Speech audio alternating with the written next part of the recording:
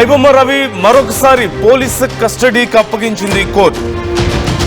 Piracy website కోసం data నిర్వహణ, అందుకు అనుసరించినటువంటి విధానాలపై వివరణ కోరుతున్నట్లుగా తెలుస్తోంది. యూజర్ల డేటా స్టోర్ చేసినటువంటి డేటాబేస్ వివరాలపై ఆరా తీస్తున్నారు. రవి సర్వర్ను ఆన్లాక్ చేసి పోలీసులు ఇప్పుడు ఆ సర్వర్లో 21,000 పైరసీ సినిమాలు దాచినట్లుగా గుర్తించారు. చివరిగా ఓజీ సినిమాను పైరసీ చేసినట్లుగా తెలిపాడు రవి. అన్లాక్ చేసిన తర్వాత లోపల ఉన్నటువంటి ఆ సినిమాలు చూసి పోలీసులు సైతం విస్తుపోయినట్లుగా తెలుస్తోంది. 21,000 సినిమాలకు సంబంధించిన డేటా ఉన్నట్లుగా పోలీసులు గుర్తించారు. రీసెంట్గా రిలీజ్ అయినటువంటి ఓజీని చివరిగా అతను పైరసీ చేసినట్లుగా గుర్తించారు. ఇప్పుడు దీనికి సంబంధించి మరింత సమాచారాన్ని పోలీసులు రాబట్టే పనిలో ఉన్నారు. అసలు ఈ సినిమాలను ఎలా తాను పైరసీ చేసేవాడు, ఎక్కడెక్కడి నుంచి తీసుకునేవాడు, ఇవన్నీ కూడా అతను ఎలా చేశాడు, ఎవరి సపోర్ట్తో చేశాడు అనే వివరాలను కూడా పోలీసులు రాబడుతున్నట్లుగా తెలుస్తుంది. ముఖ్యంగా సినిమా ఇండస్ట్రీ నుంచి కొంతమంది సపోర్ట్ ఉంది అంటూ మొదటి నుంచి వార్తలు వస్తున్న నేపథ్యంలో అటువైపు కూడా కొంత కాన్సన్ట్రేట్ చేసే ప్రయత్నం చేస్తున్నారు. అట్ ద సేమ్ టైం ఇతర పైరసీ వెబ్సైట్స్ ద్వారా ఇతను కొనుగోలు చేశాడు. వాళ్ళ దగ్గర నుంచి కొనుగోలు చేసి వాటిని హెచ్డీగా కన్వర్ట్ చేసి రిలీజ్ చేసేవాడు అంటూ కూడా తెలుస్తుంది. సో అవకాశం ఉన్న అన్ని దారుల్లోనూ సినిమాలు కొనుగోలు చేయడం, లేదంటే పైరసీ చేయడం, వాటిని కన్వర్ట్ చేసి మళ్ళీ రిలీజ్ చేసినట్లుగా గుర్తించారు. ముఖ్యంగా ఈ ఫినాన్షియల్ సోర్సెస్ గురించి కూడా అడుగుతున్నట్లుగా తెలుస్తోంది. అంటే డబ్బు ఎక్కడెక్కడి నుంచి వచ్చేది. ముఖ్యంగా మనందరికీ తెలుసు, ఇల్లీగల్ కొన్ని యాప్స్ని అతను ప్రమోట్ చేశాడు, గేమింగ్ యాప్స్ని. సో వాటికి సంబంధించి, బెట్టింగ్ యాప్స్కి సంబంధించి విచారణ చేస్తున్నారు. అలాగే ఈ మనీ ఎక్కడి నుంచి ఫ్లో అయ్యేది, ఎక్కడెక్కడి నుంచి వచ్చేది అకౌంట్కి, ఎటు ట్రాన్సాక్షన్స్ అయ్యాయి, ఇవన్నీ కూడా అతని అకౌంట్స్ని చెక్ చేస్తున్నట్లుగా తెలుస్తోంది. మరోవైపు ముఖ్యంగా సబ్స్క్రైబర్స్ డేటాకి సంబంధించి కూడా విచారణ జరుగుతున్నట్లుగా తెలుస్తోంది. అంటే వీళ్ళ దగ్గర ఎవరెవరి డేటా ఉంది. ఇంతకుముందు పోలీసులే చెప్పారు, రవిని అరెస్ట్ చేసిన సమయంలో సుమారుగా 50 లక్షల మంది డేటా ఉంది అని చెప్పారు. అసలు ఆ డేటా ఎలా వీళ్ళు క్యాప్చర్ చేశారు, ఆ డేటాని తర్వాత ఎలా ఉపయోగించారు, ఎవరికైనా అమ్మారా, ఆ డేటాతో ఏం చేశారు, ఇలా అన్ని కోణాల్లోనూ విచారణ చేస్తున్నట్లుగా తెలుస్తోంది. సో మరొకసారి రవిని కస్టడీకి తీసుకున్న పోలీసులు ఇంకా ఏమేమి విచారణ చేస్తున్నారు, ఏమేమి వివరాలు రాబడుతున్నారు తెలుసుకుందాం. పవన్ జాయిన్ అవుతున్నారు, మా ప్రతినిధి. పవన్, డీటెయిల్స్ ఏంటి?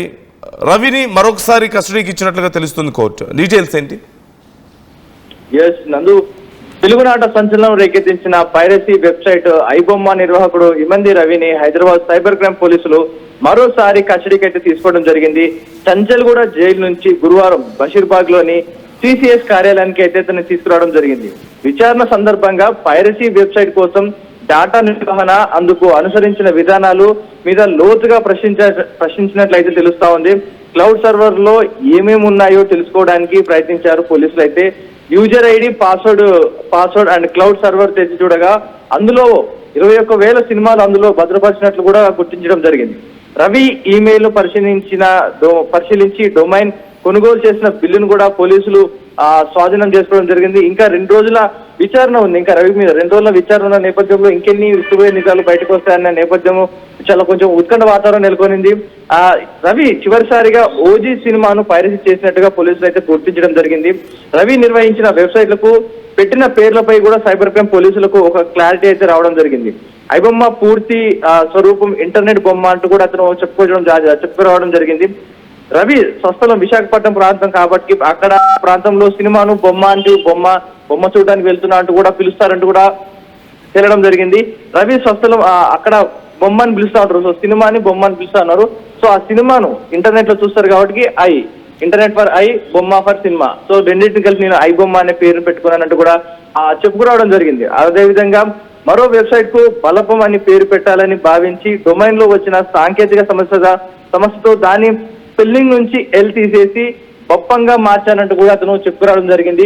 ఏది ఏమైనా తన సర్వర్ నుంచి కొన్ని 21,000 సినిమాలను అయితే ప్రస్తుతానికి గుర్తించిన పోలీసులు ఇంకా లోతుగా విచారిస్తా ఉన్నారు. బెట్టింగ్ యాప్ నిర్వాహకులు ఎవరైతే ఉన్నారు అండ్ ఎవరి దగ్గర సినిమాలు కొన్నాడు, ముఖ్యంగా అతను సినిమాలు కొన్నవన్నీ కూడా టెలిగ్రామ్ ఛానల్ నుంచి, మూవీ రూల్స్, 1 తమిళ రాకర్స్ నుంచి నేరుగా సినిమాలు వారి దగ్గర నుంచి తీసుకొని వాటిని హెచ్డి ప్రింట్ గా మార్చుకొని ఇతను మళ్ళీ రిలీజ్ చేసుకుంటూ వచ్చాడు.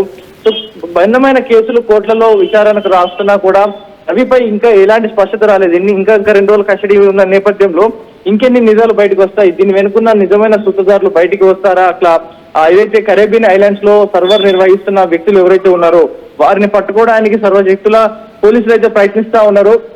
కానీ ప్రస్తుతానికి రవి మాత్రం కొన్ని టెక్నికల్ ఇష్యూస్ మాత్రం గోప్యంగా ఉంచుతా ఉన్నాడు. కానీ వాటిని కూడా పోలీసులు తాను వెబ్సైట్ లో నుంచే తన రివర్స్ హ్యాకింగ్ చేసుకుంటూ తన వెబ్సైట్ లో ఉన్న డాటాని లీక్ చేసుకుంటూ దానికి ఒక తీగ లాగితే దొంగ కదిలినట్టు ఒక్కొక్క దాన్ని చేసుకుంటూ పోలీసులు ముందుకు వెళ్తా ఉన్నారు. కానీ రవి మాత్రం సహకరించినట్టుగా కనిపిస్తా ఉంది.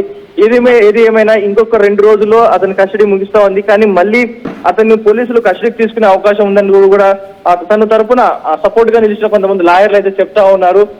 మరొక 15 రోజుల్లో అతనికి బెయిల్ రావచ్చు, లేదా 10 ఏళ్ల జైలు శిక్ష పడవచ్చు అనే నేపథ్య 2 విభిన్న వర్గాల మాటలు అయితే వినిపిస్తా ఉన్నాయి. ఇతనిపై పెట్టిన కేసులు ఏవైతే ఉన్నాయో ఆ కేసులకు సంబంధించి అయితే ప్రస్తుతం బెయిల్ రావచ్చు అంటూ కూడా చెప్తా ఉన్నారు.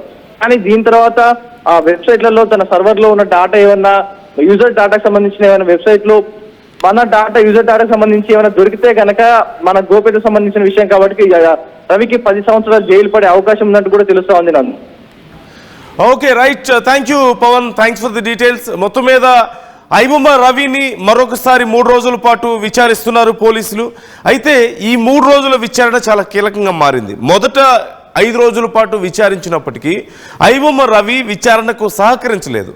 అంటే పోలీసులు ఏది అడిగినా సరే నాకేమీ తెలీదు, నాకేం గుర్తులేదు, మర్చిపోయాను అని చెప్పేసి సినిమా డైలాగులు చెప్తూ వచ్చాడు. ఈ నేపథ్యంలో ఇంకా రాబట్టాల్సిన విషయాలు చాలా ఉన్నాయి. ఆ విషయాల గురించి పోలీసులు మరొకసారి సమయం కోరారు 3 రోజుల పాటు. ఈ 3 రోజులు కోర్టు పర్మిషన్ ఇచ్చింది. ఈ నేపథ్యంలో మరొకసారి అతన్ని విచారిస్తున్నారు. అయితే ఇక్కడ చాలా కీలకమైనటువంటి విషయాలు ఉన్నాయి. ఇక్కడ అసలు అతను పైరసీ ఎలా చేశాడు, ఇంత పెద్ద ఎత్తున 21,000 సినిమాలు ఎలా పైరసీ చేశాడు, ఇది అతిపెద్ద ప్రశ్న. అయితే డైరెక్ట్గా థియేటర్స్కి వెళ్ళి పైరసీ చేయడం కాకుండా మిగతా వెబ్సైట్స్, పెద్ద వెబ్సైట్స్ మరికొన్ని ఉన్నాయి. మూవీ రూల్స్ కానీ, తమిళ్ రాకర్స్ లాంటి వెబ్సైట్స్ ఇంకా ఎన్నో ఉన్నాయి. సుమారుగా 100కి పైగా ఇలాంటి వెబ్సైట్స్ ఉన్నాయి. సో అలాంటి పెద్ద వెబ్సైట్స్ దగ్గర ఇతను కొనుగోలు చేసి వాటిని హెచ్డి కింద కన్వర్ట్ చేసి మళ్ళీ రిలీజ్ చేసినట్లుగా తెలుస్తుంది. కొన్ని ప్రైవేట్ సోర్సెస్ ద్వారా కూడా, అంటే బయట ఇండస్ట్రీలో ఉన్నటువంటి కొన్ని లింక్స్ ద్వారా కూడా కొంత సమాచారాన్ని అతను తీసుకున్నాడని, కొన్ని సినిమాలు తీసుకున్నాడు అంటూ తెలుస్తుంది. ఈ నేపథ్యం ఉన్న వాళ్ళ పరిస్థితి ఏంటి?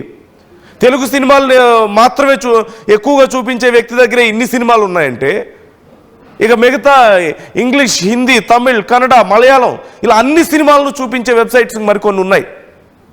సినిమా రిలీజ్ అయితే థియేటర్లో కెమెరా పెట్టి ప్రింటర్ పైరసీ సినిమాని రిలీజ్ చేసేటువంటి సైట్స్ కొన్ని ఉన్నాయి. What about them? ఇంతకంటే పెద్ద ఈ ఐబొమ్మ రవి అనే వ్యక్తి ఒక చేప అయితే వాళ్ళు తిమ్మింగళాలు. వాళ్ళ పరిస్థితి ఏంటి మరి? వాళ్ళ ఇండస్ట్రీకి నష్టం జరగడం లేదా?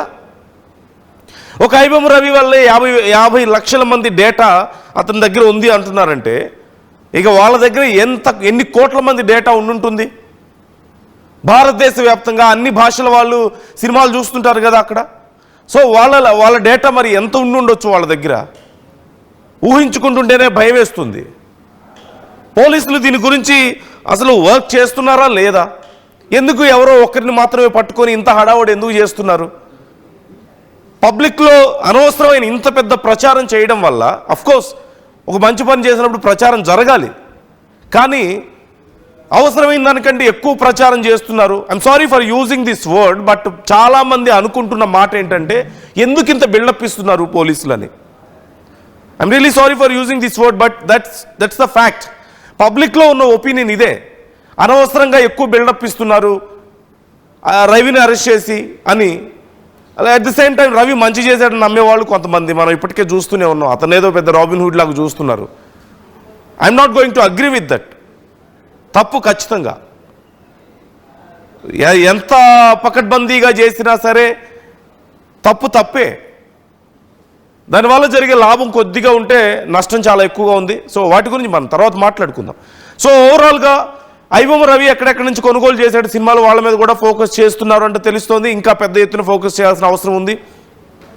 అతని ఫినాన్షియల్ ట్రాన్సాక్షన్స్ సోర్సెస్ కూడా గుర్తిస్తున్నట్లుగా తెలుస్తోంది. ఎక్కడెక్కడి నుంచి డబ్బులు వచ్చాయో చూసి వాళ్ళ మీద కూడా ఫోకస్ చేయబోతున్నారు. సారీ. ఈ 3 రోజుల్లో మరి ఇంకా ఏదైనా సమాచారం రాబోతుందా? 5 రోజుల పాటు పెద్దగా రవి సపోర్ట్ చేయలేదు విచారణకి.